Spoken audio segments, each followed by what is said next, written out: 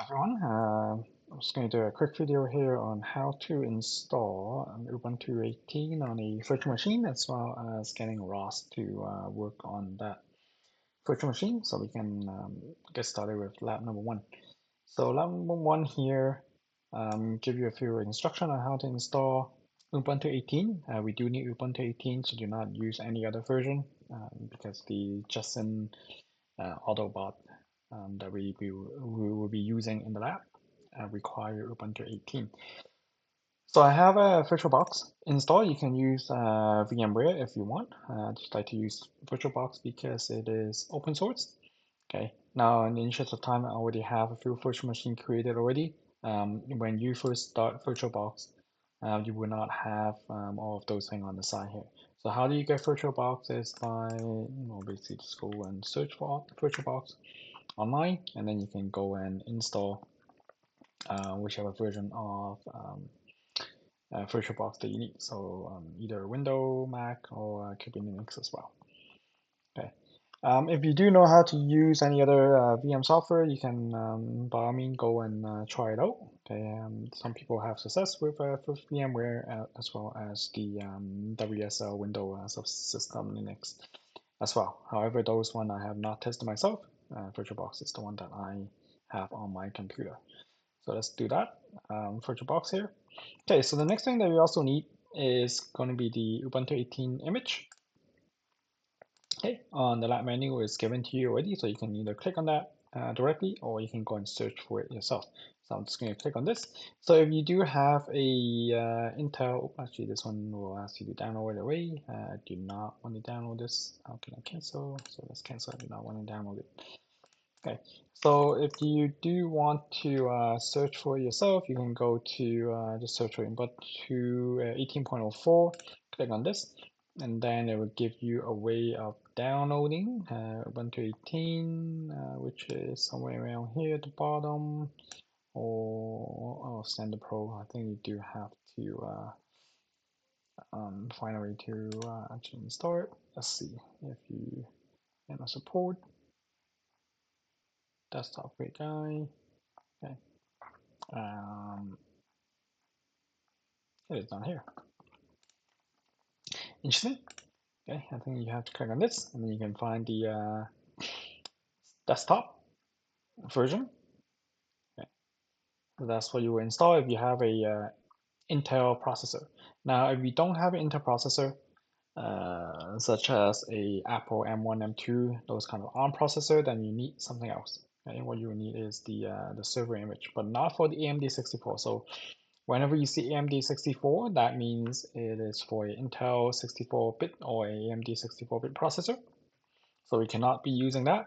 If you're using a Mac that use the M1, M2 ARM processor, then you will need to get the um, server image for ARM version 8. And that's the one that I'll kind of walk through or to simulate on my Intel processor here. So that's the one that you will need to get right here. Okay.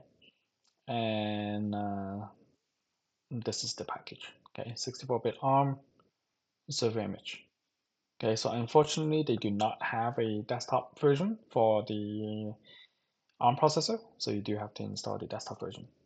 Okay, so I installed the 64-bit server version just to walk you through the process of how to install this. Okay, so after you download the image, in the interest of time, I'm not going to download it right now. I already have it saved right here on my in my download folder, which is the Ubuntu 18.046 server. Okay, and that's the one that I'm going to install. Okay, for the ARM one, you can see server and then ARM 64 in here instead of the AMD 64. Okay, so now that we have the server image or the desktop image downloaded on your computer, we can go ahead and open up VirtualBox. And what we're going to do now is to click on the new button. This is the blue star looking thing. And afterward, we're going to give it a name.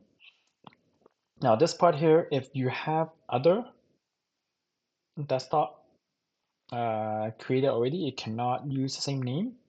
as well as if you previously created one and you have not deleted those files from your computer, which is usually saved in the user, your user folder, VirtualBox VM.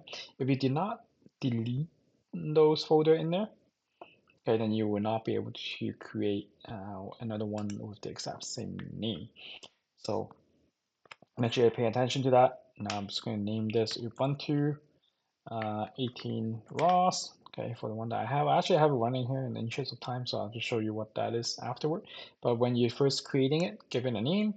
Okay, you can leave it the same, the folder where it's saved. Then now this here is very important. You have to choose the ISO image that you're going to install.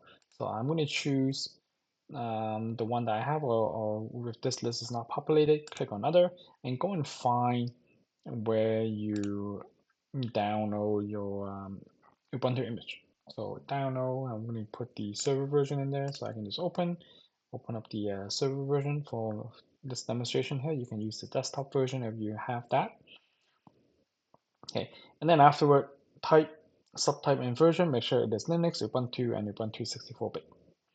Okay, afterward, we will choose to do a unattended install. Okay, if you really want to, you can choose not to do an unattended install if you really want, but I'll just keep it simple and do an unattended install. And what you're going to do is username, it's going to be JetAuto. Make sure you put JetAuto in there, JATAUTO, because if you don't, it's going to cause a lot of issue later on when we try to run ROS and Gazebo using the robot that we have. Okay. The reason why we use JetAuto is because the robot that we're going to use in the lab uses JetAuto as the username. If you don't use JetAuto as the username, it's going to create a lot of issue. Okay, so let's not do that. We'll just use JetAuto. And also, this is a virtual machine that you're going to use solely for the purpose of running the robot that we're going to have in the lab. Anyway, so leave it JetAuto. Okay, I would not recommend using this machine for any other purpose. Okay, so JetAuto here. Then afterward, password, you give it any password. I'm just going to put 1, 2, 3, 4, 5, 6, 7, 8 in there. Okay, and the reason why I can just keep it as a very simple password is because no one's going to use this virtual machine. We're not going to connect this, share information from it. Okay, so I don't care if someone hack right into it. Okay, because the only information that I have is ROS and um, stuff that is related to the lab robot anyway. 1, 2, 3, 4, 5, 6, 7, 8. Okay, so let's do that. And now host name and all those things, you can keep it as is. Okay, next thing is let's go to hardware. Now hardware here, very, very important. Okay, the Justin Nano board that is on the robot have 4 gig of memory. So yes, that's what you want to put in there. Okay, at the very, very least. I would recommend going all the way up to 8 gig, 6 gig or 8 gig, if possible, depending on how much capacity that you have on your computer. Or you can push it all the way up to like, I don't know, some of you who have like 32 gig computer laptop, you can push it all the way up to 16 gig if you really want to. Okay, if you push it all the way up to 16 gig or much higher, your simulation is going to run a lot more smooth. Even though you might not be able to do the same thing on the actual robot in the lab, but when you're running the actual simulation, all the graphic, everything is going to run a lot more smooth. So I'm just going to do 8 gig because I only have 16 gig of memory, so I'll do half of that to the virtual machine. And processor here, same thing. I have 20 processor. Let's just do 4. Actually, you know what? I can do 8. I'll just do 4 right here. Okay.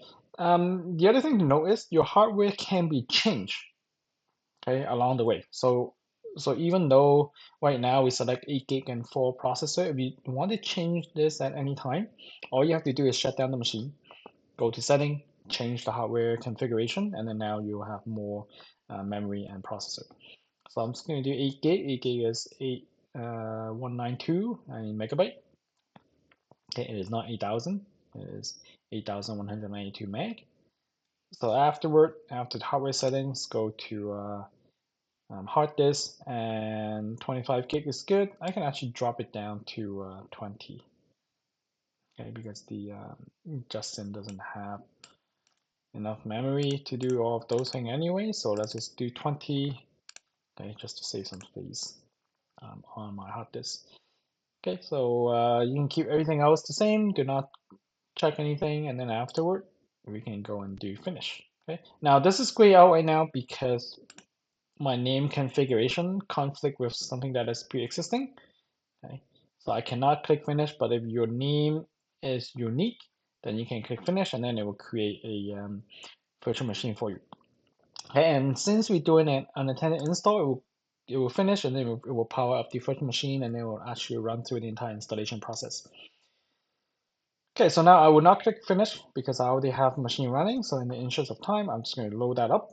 Okay, because it's right at the state of after installation of my server image.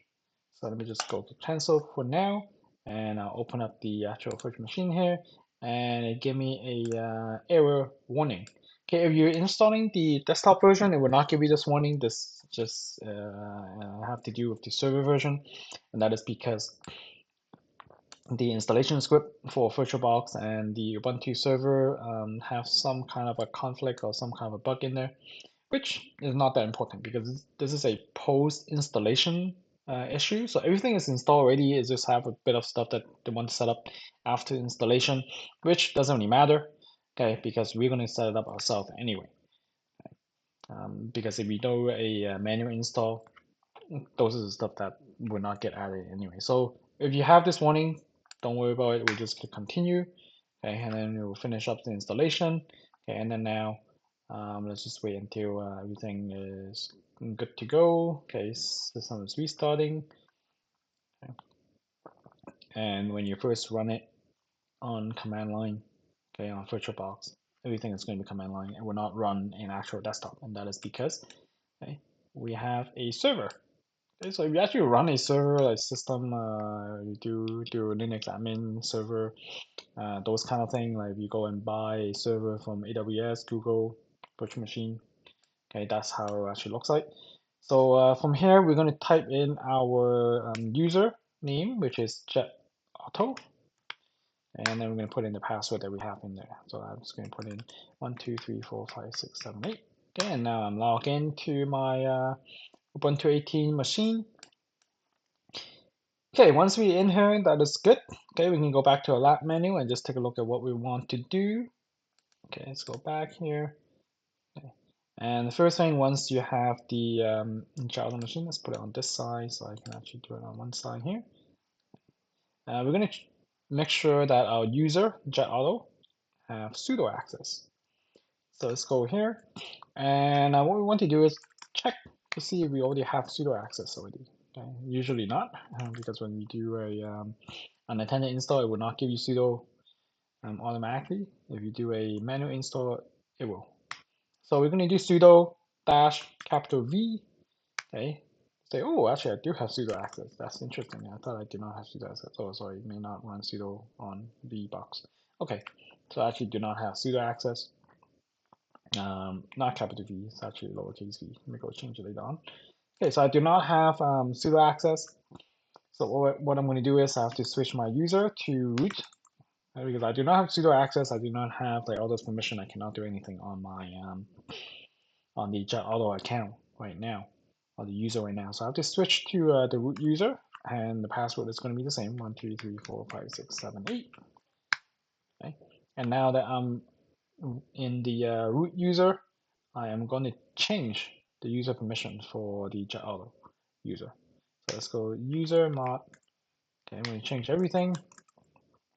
I'm going to put this guy into the sudo group, and JetAuto is the one that we want to put into the sudo group. Okay, so doing this, that is good. Okay, so now afterward I can do an exit, okay, to get out of the root user. Okay, and now I'm back to JetAuto. Okay, I think I might have to restart. Let's see. Can I do this? Nope, I still do not have this. So I have to go do a restart because I have to relog in. Okay, or maybe I can just do another exit. Okay, and then now I can relog in. If you want to do a restart, you can do a restart as well. Okay, so now I relog into the JetAuto user, and let's do this now. Okay, now I can do sudo -v 1, 2, 3, 4, 5, 6, 7, 8. Okay, and now I have sudo permission. Okay, because it doesn't give me the error anymore.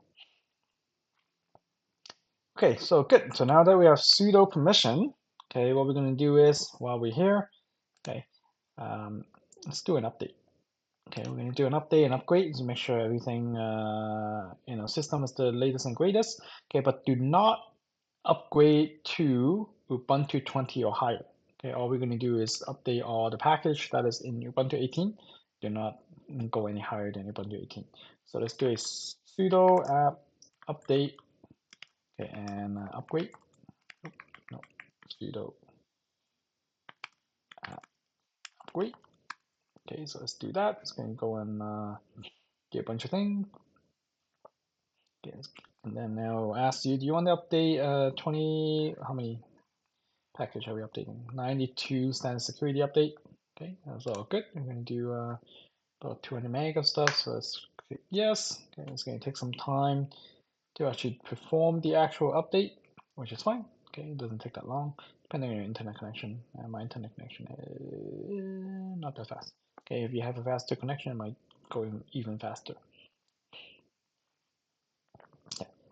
So we're going to do this update, make sure all the package is the latest, and then afterward, we're going to go and install the desktop.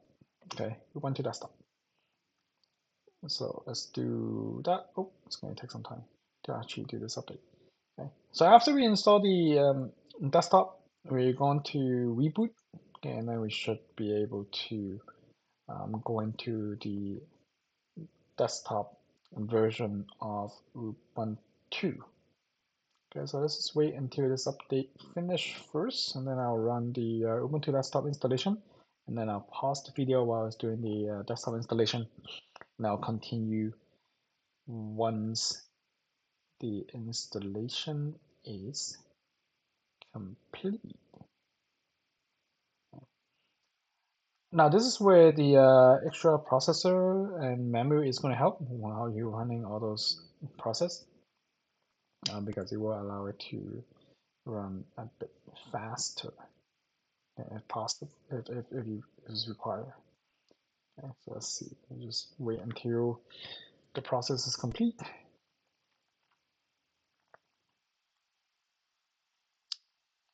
81%.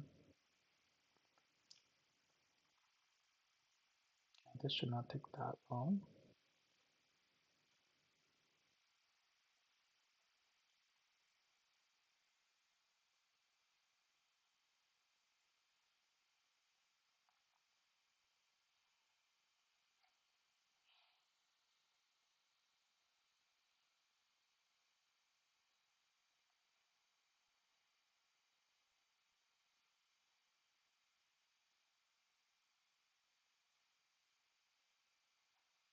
Okay, so we're at 98 right now. Okay. So now you might be asking, hey, what's the reason why do we have to run Ubuntu 18 when the latest version is Ubuntu 24? And that is because the robot that we have in the lab can only handle up to Ubuntu 18. Okay, the Jetson Nano board uh, doesn't really go higher than 18. Like if you try to run something higher than that, it doesn't really support it, and also all the config file, everything is based on Ubuntu 18. So that's why we're using Ubuntu 18 here. Okay, so installation is finished. So now we're going to go and install the desktop. So let's go sudo app install, and we're going to use the Ubuntu. Let's make sure Ubuntu is typing properly. Ubuntu desktop. Okay, so make sure you're installing that. It will ask you, do you want to install all of those things? And you're going to say yes. Okay, and then it's going to take some time to actually perform the installation.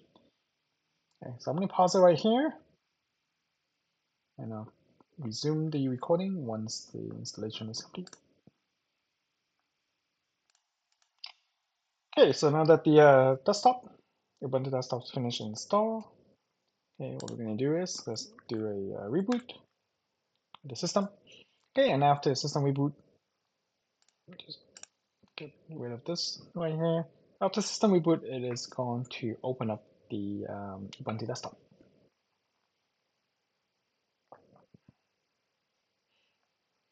Here you go. We have Ubuntu desktop running now.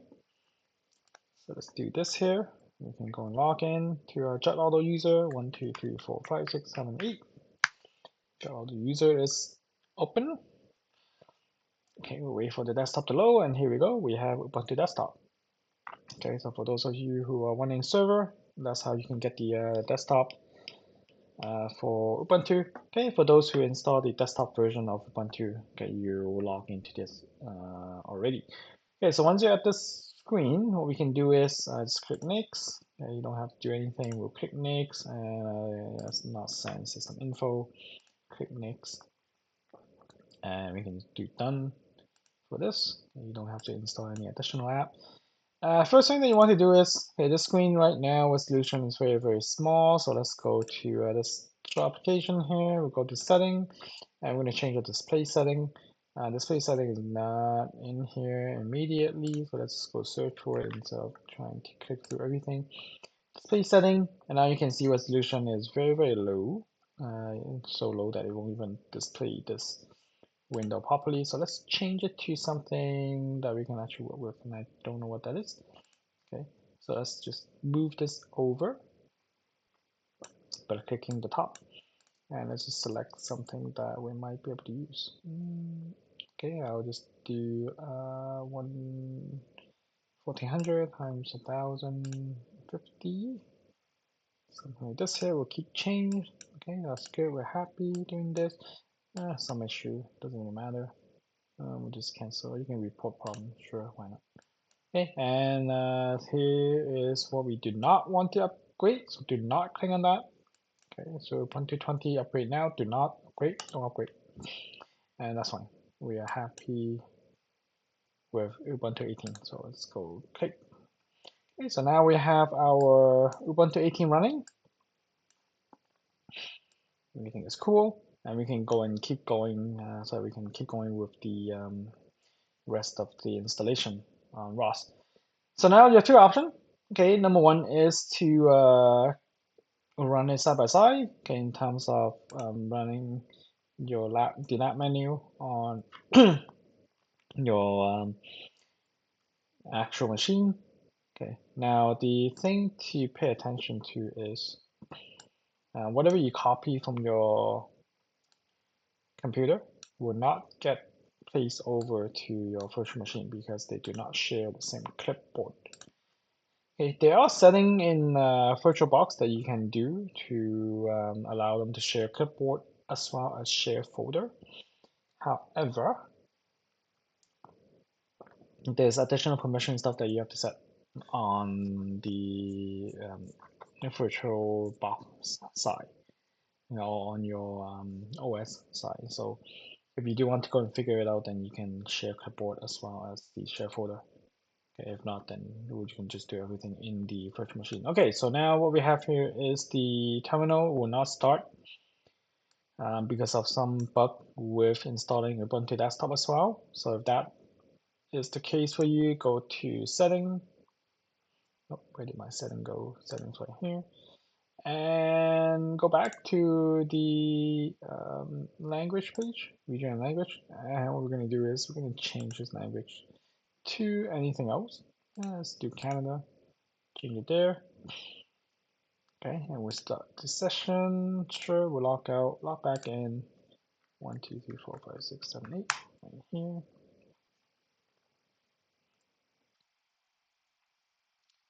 Okay, and then now once that happens, terminal is going to start. Okay, it has something to do with language attribute. When you install the desktop, it just doesn't like it. But now if you want to change it back to English US, it will work. It's going to work as well. So now that we have the terminal here, okay, another thing that we should do, okay, because we don't want to copy or write everything manually, let's open the actual lab menu from the virtual machine here. Okay, so we're going to do everything in the virtual machine now. Okay, just make sure that OBS is actually capturing the virtual machine. Yep, in this category. Okay, good. Okay, so let's type in the link to the lab menu, or if you want to log in to Blackboard from here as well, you could. Let's report the error. It doesn't really matter. Okay, so let's load the lab menu here. BSA, yeah, G240. So HTTP, Seneca, BSA, and git help.io, BSA. And the reason why it's BSA is because everything that I teach was in the BSA program, so can we change the link here? Okay, so let's do AIG 240. That should open up the lab menu and then go back to lab 1. Okay, and now we're going to do everything in our virtual machine environment.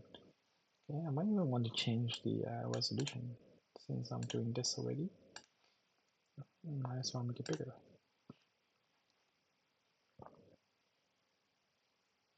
I do display cycle. Let's bring it back up. Screen display. Let's do widescreen. Can I do this? Yep. Maybe, yep. Not to 16, 16 to 10, maybe. Let's see. Did anything happen? Oh, I did not change it.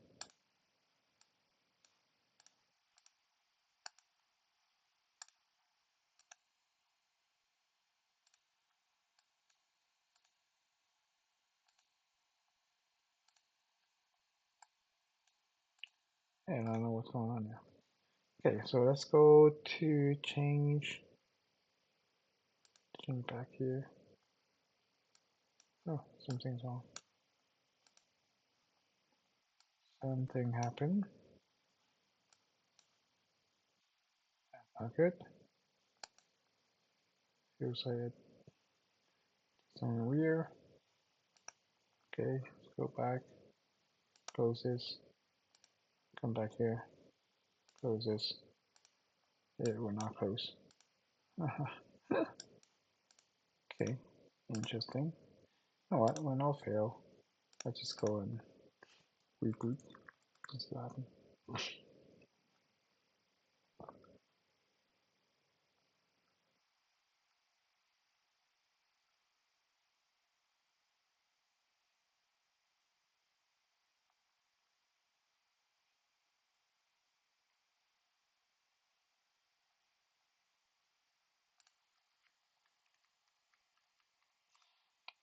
In here. Okay, now it is wider. Sure. Okay, we're happy. Okay, let's go back to the lab menu.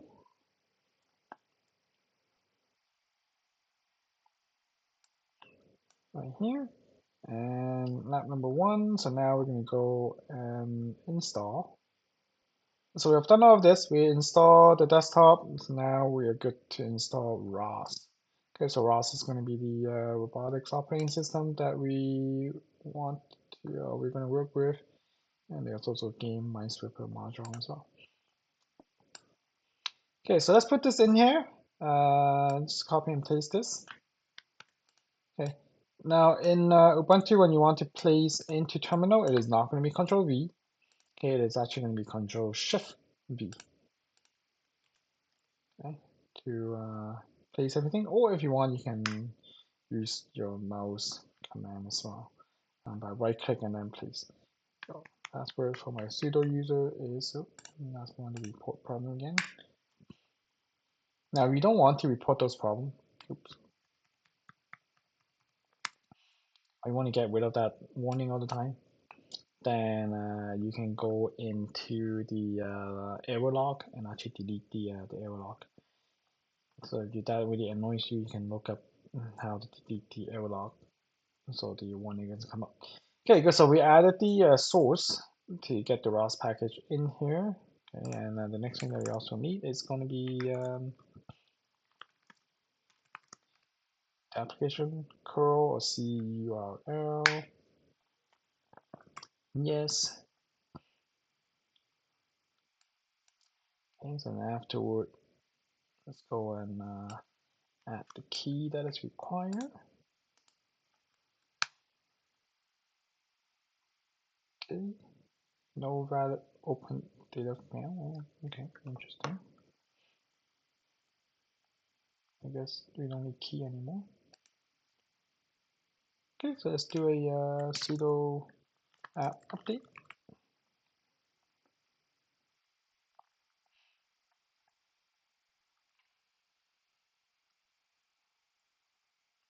Okay, what is it? Error. There's some key error. Using the following signature couldn't be verified because public key is not available. Can be done securely.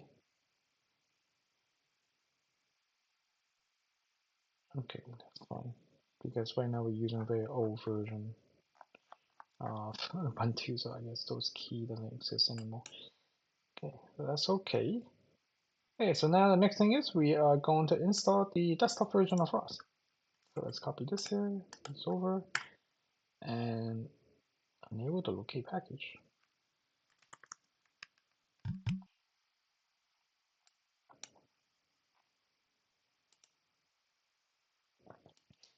Is that the case? Why is that the case? Okay, let's try to make sure that we actually did this first again.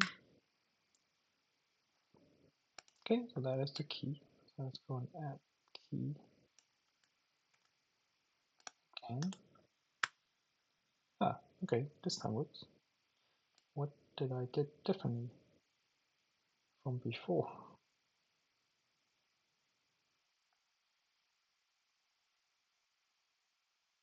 I don't know. Okay, so let's go sudo app update again.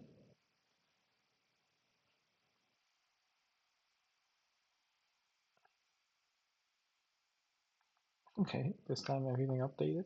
That's interesting. So now we can go and install ROS. Yes. Okay, so let's install everything. Okay, I think I should pause it right here again because it's going to take some time to actually install ROS. So let me pause it right here. And once ROS is done installing, then I'll resume the video. Okay, so resuming the recording now that ROS is installed. Just a few more steps. What we have to do, number one is we need to add ROS into our startup file. So then we'll source the ROS melodic setup script every single time when we start terminal. So let's do this here. Okay, that's good. So we got added into a bash or C. So now every single time when we start a terminal, it is going to run this command. And since we have a terminal started right now, it will not do this. So for this particular terminal. So if I close it and open it back up, then everything will be good. But right now I don't want to close it. So if you want to do it to the current running terminal, then we're just going to run this command, which is source this particular file once you set up script. Okay, so after ROS installation is all good. Okay, we're going to install a few other dependency that is required for us to build package and all of those things. So let's just copy that line over. So we need Python for ROS, Python for raw install, raw install generator, a lot of other tools. Let's do that. Do you want to install it? Yes, that's going to take very, very quickly because they're not that big in terms of size wise. Okay, and then afterward, once that is done, okay, we're going to run a few other commands. Let's make sure that everything is good to go.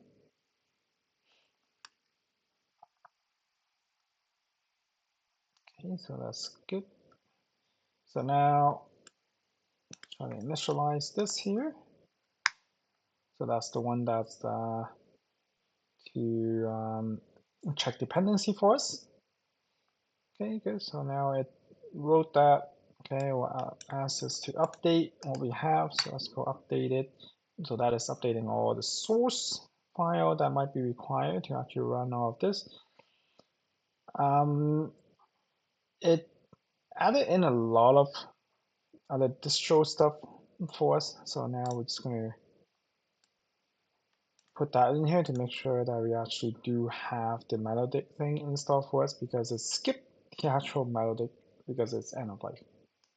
Okay, but we do not want it to want us to skip that. So the dependency update to skip that. So we're going to run this to explicitly tell the command to skip everything else and just add this as our distro, which is melodic. Okay, so that's good. So everything is updated. It should be all good to go to run ROS. Okay, and let's go and try to start TurtleSim. Okay, so now to run TurtleSim, you actually need to do a few things. Okay, to actually to run any kind of ROS program, you have to do a few things. First thing is we need to start the ROS server, which is ROS core. Okay, and that's the server that handle all the traffic between different nodes within ROS. So we have to run this. Okay, so right here it says, okay, everything is started. We have version 1.14.13, okay, which is, I don't know. Okay, I have a different version than the one I have copied here, which is fine. Okay, something else. Okay, that is fine. The different version might be a bit different from what I have when I copy this over. Okay, double checking everything is good. So now that you have ROS core running, then what we have to do is we have to start another terminal. So let's open up another terminal, because right now this process is running. You do not want to close that. We will start another terminal, or you can have the option to open a new tab. And once you open up a new terminal or tab, we can run TurtleSim. Okay, and then once you run TurtleSim will show up. The turtle will not look exactly the same because it's randomized. It will just generate new turtle for you every single time. Okay, so now that we have TurtleSim running, and that is where you can go and follow all the other steps. Okay, to try to get TurtleSim to work. So now that TurtleSim is running, once again, you need to open up a new terminal, because this is the process for running TurtleSim. So TurtleSim will simulate your robot. Okay, and then afterward, we'll open up a new tab, and we're going to run this teller op key, which is kind of the joystick for TurtleSim. Okay, and then now once you have that running, okay, and I go and try to move the turtle using my keyboard. Let's put that there. Turtle is going to move. Okay, it's going to turn, it's going to turn. Okay, it's going to do a bunch of stuff. Okay, and it'll do a lot of interesting thing on what you can do here. So let's have the turtle run around. So that is good. Okay, so let's just have the turtle stop. And here we go. That is how you run ROS, install TurtleSim, and then afterward you can go and follow the entire lab number 1 and play around with TurtleSim. Okay, so that's all we have here. Thank you very much, and I'll stop the recording.